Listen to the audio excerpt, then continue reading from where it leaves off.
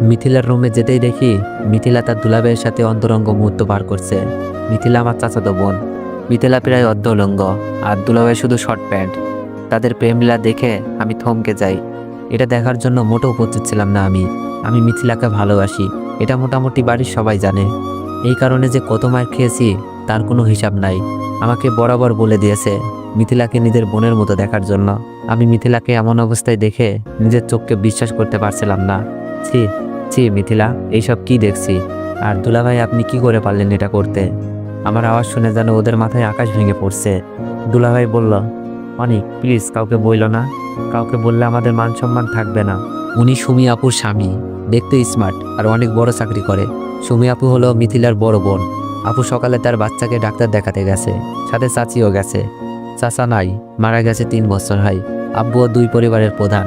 আব্বু ও চাচা মিলে এইরকম 2টা 2তলা বাড়ি করে। সুমি আপুর বিয়ে হয়েছে 2 বছর, একটা 6 মাসের মেয়ে বাচ্চাও আছে। আপুকে আব্বুই বিয়ে দেয়। বিয়েটা পারিবারিকভাবেই হয়। দুলাভাই আমার হীরের টুকরা, বাড়ির সবাই জানে, কিন্তু তার চরিত্র যে এত খারাপ আমি নিজেও ভাবতে পারছি না। আর মিথিলা এটা কীভাবে করলো?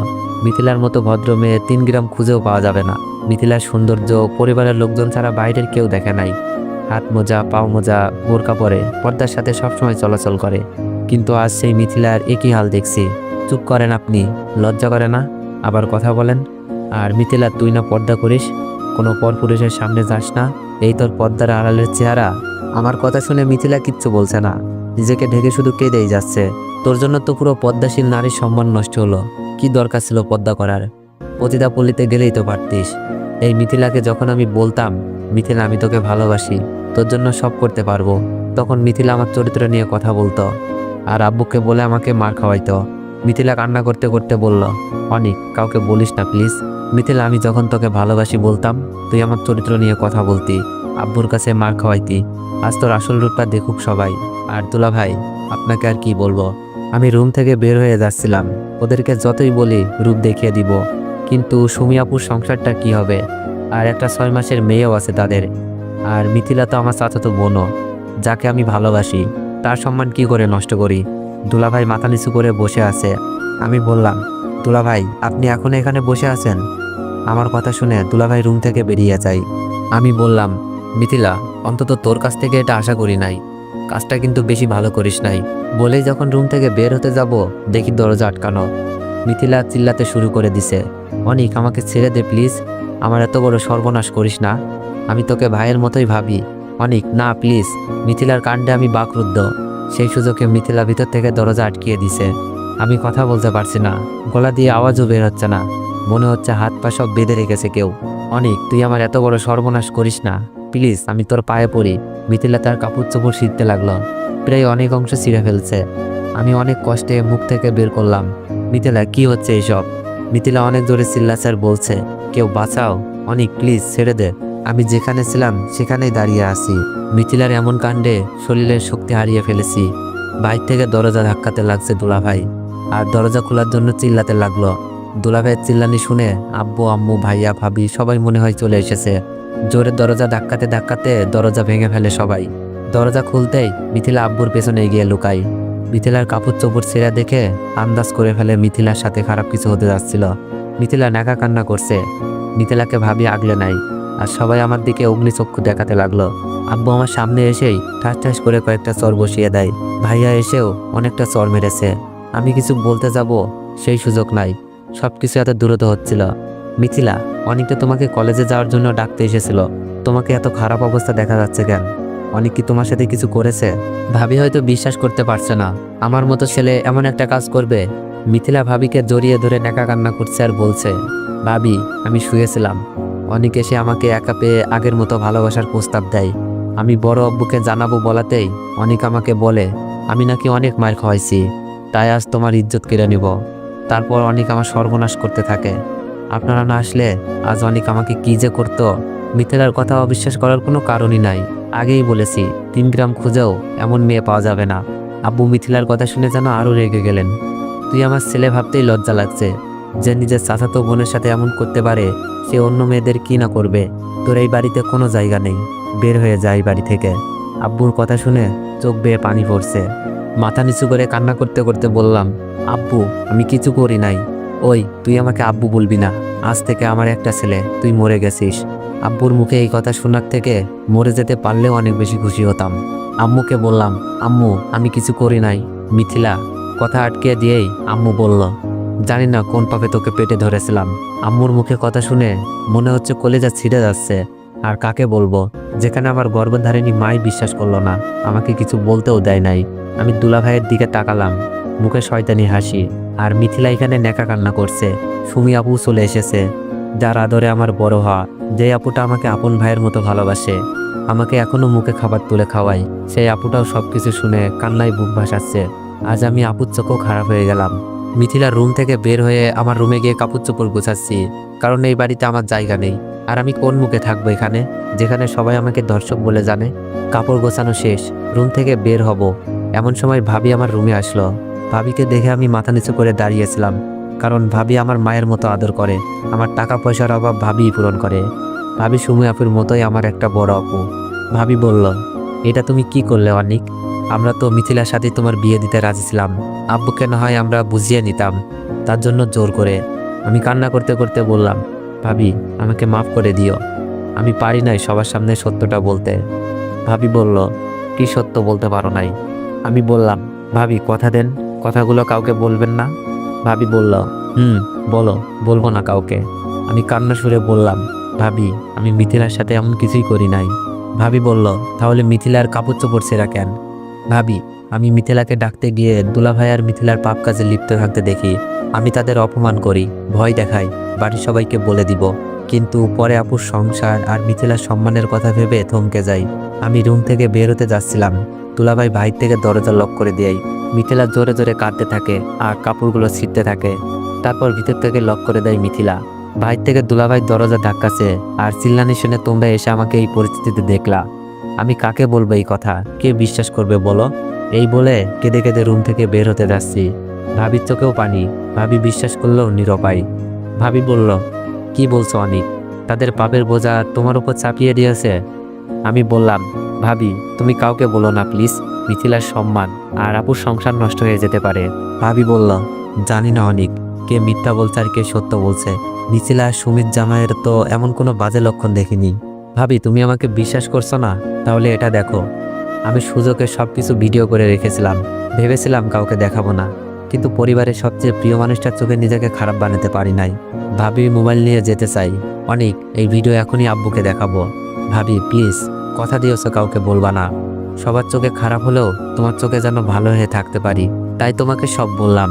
কথা শেষ করতেই ভাইয়া ভাবিকে বলছে, এই ধর্ষকের সাথে কিসের এত কথা? ভাবির চোখ দিয়ে অনবরত পানি পড়ছে। ভাবি আমার হাতে অনেকগুলো টাকা দিয়ে বলে, টাকার দরকার পড়লে যেন আমাকে জানাই।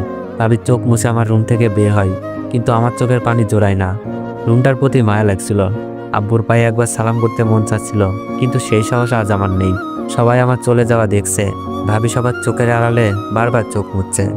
12টার বাসে রওনা দিলাম ঢাকার উদ্দেশ্যে, কিন্তু কোথায় গিয়ে উঠবো, ঢাকায় গিয়ে কি করব? খুব চিন্তা হচ্ছিল, কারণ ঢাকা আমি ভালো করে চিনি না, আর কোনো আত্মীয় স্বজনও নেই যেখানে গিয়ে উঠবো। ভাবির দেওয়ার টাকাগুলো গুনলাম, 5,000 টাকা আছে এখানে, আর আমার পকেটে 780 টাকা। ভাবি যদি টাকাগুলো না দিত, তাহলে তো 2 দিন বেঁচে থাকাও কষ্টকর হয়ে যেত। এমন কোনো কাজও জানি না, সবে মাত্র কলেজে পা দিয়েছি। আব্বুর টাকা পয়সার কোনো অভাব নেই, যার জন্য লেখাপড়াটাও ভালো করে করেছি। পরিবারের সবাই আমাকে অনেক ভালোবাসতো। আমার কোনো দোষ ছিল না, শুধু একটাই দোষ, আমি মিথিলাকে পাগলের মতো ভালোবাসতাম। যখন থেকে বুঝতে শিখেছি তখন থেকেই মিথিলাকে ভালোবাসতাম আমি। একসাথে স্কুলে যাওয়া, খেলাধুলা করা, আমরা ছিলাম বেস্ট ফ্রেন্ডের মতোই। কিন্তু যখন মিথিলাকে স্কুলের এক বড় ভাই ফলো করতে শুরু করে, আর মিথিলা যদি সম্পর্কে জড়িয়ে যায়, সেই ভয়ে সুমি আপুর বিয়ের দিনই মিথিলাকে প্রপোজ করে বসি। কিন্তু মিথিলার সাথে সাথে এই কথা আমার আব্বুকে জানিয়ে দেয়। আব্বু আমাকে সেই দিন অনেক মারে, তখন 9ম শ্রেণীতে উঠেছি মাত্র। আমার আর বিয়ে খাওয়া হলো না। আব্বুর হাতের মার সেই দিন প্রথম খেয়েছিলাম। আব্বু বলেছিল মিথিলাকে যেন নিজের বোনের মতোই দেখতে। আমার মায়ের দেখে মিথিলা অনেক হেসেছিল, কিন্তু মিথিলার প্রতি আমার কোনো রাগ আসেনি। বিয়ের দিন সুমি আপুর সাথে যাওয়ার জন্য বলেছিল আপু, আমিও প্রিপারেশন নিয়ে রেখেছিলাম, কিন্তু আমার আর যাওয়া হলো না, মিথিলাই গেল। আব্বু আমাকে মারের কারণটা শুধু ভাবিই জানতো, আর সবাই জেনেছিল আমি দুষ্টুমি করেছি তাই মেরেছে। অনেকে আব্বুকে রাগ দেখিয়েই বলেছিল, দুষ্টুমির জন্য কেউ এমনভাবে মারে? আর বিয়ের দিন ফাজলামি করবে না তো কবে করবে? আপুকে আনার জন্য গিয়েছিলাম, আপু না যাওয়ার কারণটা কি জানতে চেয়েছিল, কিন্তু কিছুই বলে নাই। তবে মিথিলার মনে যেন আনন্দের জোয়ার বইছে। নতুন দুলাভাইয়ের সাথে ভালোই খাতির জমেছে। আমার খুব ভালো লাগতো বড় ভাইয়ের অভাবটা দুলাভাইকে দিয়েই পূরণ করুক। আপুকে নিয়ে বাসায় আসলাম। দুলাভাইয়ের সাথে আমারও ভালো সম্পর্ক গড়ে উঠেছে। খুব ভালোই যাচ্ছিল দিনগুলো। কিন্তু বারবার মিথিলাকে আমার মনের কথা বলার চেষ্টা করেছি। মিথিলা বলতো আমি তোকে শুধু ভাইয়ের মতোই দেখি। দুলাভাইকে দিয়েও বলেছিলাম অনেকবার, কিন্তু কাজ হয়নি। তবে দুলাভাই আর মিথিলাকে অনেকবার একান্তে দেখেছি। মনে হচ্ছিল প্রেমিক প্রেমিকা বসে প্রেম করছে। কিন্তু আমি তখন এইসব নিয়ে ভাবি নাই, কারণ মিথিলা দুলাভাই এমন না। পরবর্তীতে এমনই হলো। হঠাৎ মোবাইলে মেসেজ টিউন বেজে উঠল। কল্পনা থেকে বাস্তবে ফিরে আসি। মিথিলার নাম্বার থেকে মেসেজ। কি লিখেছে? আমার রূপ বের করতে গিয়ে নিজেই ধরা খেয়ে গেলি, কি অভিনয়টা না করলাম। মিথিলার লেখাটা পড়ে চোখের কোণে জমে থাকা কষ্টগুলো বের হতে যাচ্ছিল। আমি জানি না তুই এমনটা কেন করছিস, তবে আমি চাইলেই তোদের রূপটা বের করে দিতে পারতাম। কিন্তু তোর সম্মান আর আপুর সংসারের কথা ভেবে কাউকে কিছু বলি নাই। মিথিলা বলল, তাই নাকি? তোর কাছে কি প্রমাণ আছে নিজেকে সাধু বানানোর জন্য? তবে কেন তোকে বাসা থেকে বের করেছি জানিস? যেন আমাদের সম্পর্ক আর কেউ না জানে, আর তোর কাছে যেন ছোট হয়ে না থাকতে হয়। আমি বললাম, ভালো করেছিস, এতে আমার কোনো দুঃখ নাই। শুধু বলবো আপুর সংসারটা যেন নষ্ট না করিস। তোদের এই অবৈধ সম্পর্ক নষ্ট করে সবাই যেমন ভাবতো তোকে সেই রকম যেন ভাবে। মিথিলা বলল, তুই আমাকে বলবে আমি কি করব? আমি দুলাভাইকে বিয়ে করব। তারপর আমি রিপ্লাই দিলাম, কিন্তু মেসেজ সেন্ড হচ্ছে না। বুঝতে বাকি নেই এই সিমটা নষ্ট করে ফেলেছে।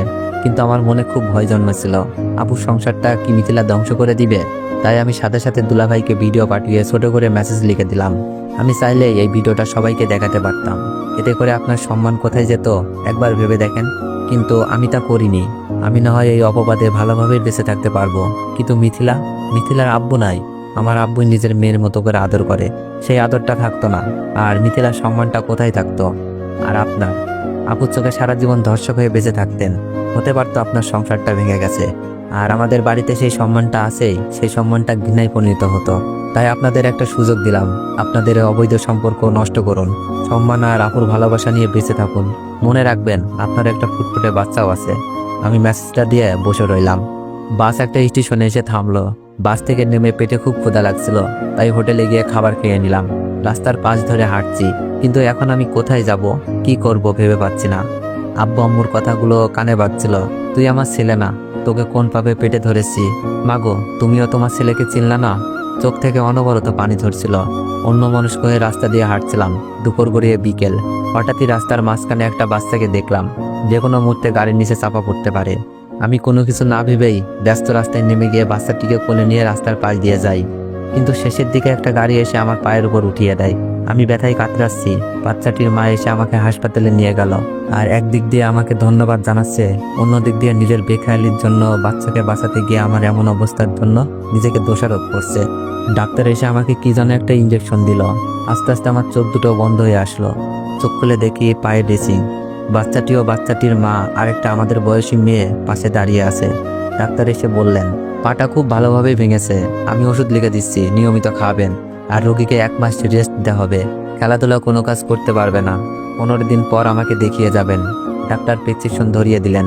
বাচ্চার মা বললেন, আমার জন্য আজ তোমার এত বড় ক্ষতি হলো। আমি বললাম, না না আন্টি, নিজেকে দোষারোপ করবেন না, এটা শুধু একটা অ্যাক্সিডেন্ট। আন্টি বললেন, আচ্ছা তোমার বাসা কোথায়? তোমার ফ্যামিলির কারোর নাম্বার থাকলে দাও, আমি তোমার মা বাবাকে আসতে বলি। আমার মোবাইলটা কোথায়? মোবাইল খুঁজে পাচ্ছিলাম না।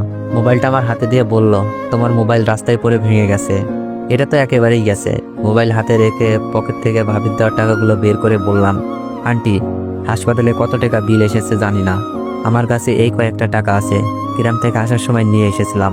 টাকাটা নিন প্লিজ। আন্টি আমার টাকাটা পকেটে ঢুকিয়ে দিয়ে বলল, কি করছো তুমি এইসব?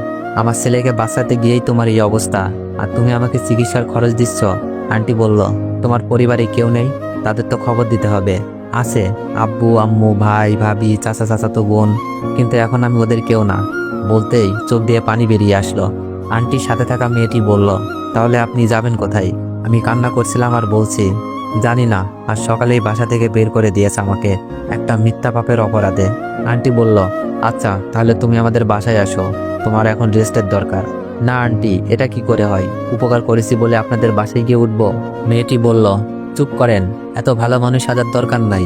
আমার ভাইকে বাঁচিয়েছেন, এখন আপনাকে বাঁচানোর দায়িত্ব আমাদের। চলুন। চলো ওঠো। আন্টি আমার 1 হাত ধরে তুললেন। আন্টি আমার কাপড়ের ব্যাগটা কই?